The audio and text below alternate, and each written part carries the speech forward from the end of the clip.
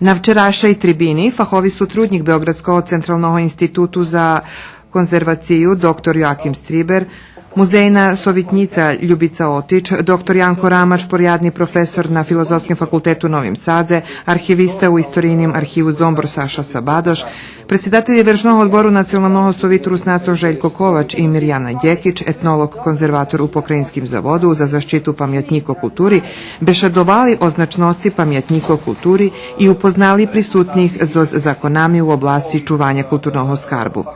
Bešadovane i o poterašnjih aktivnostoch, ale i o tim, jak treba i co treba nadalje robic, poneže njeruhomi pamjatniki kulturi zapušćeni nje čuvajuše adekvatno.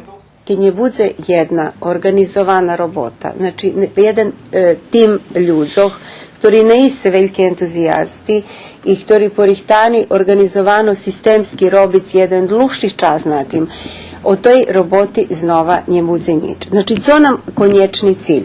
Perše nam cilj identifikovac i co vecka zosti materijalom zrobic. Treba rozdumovati značaj sprave o tim, že co z njim budzeme.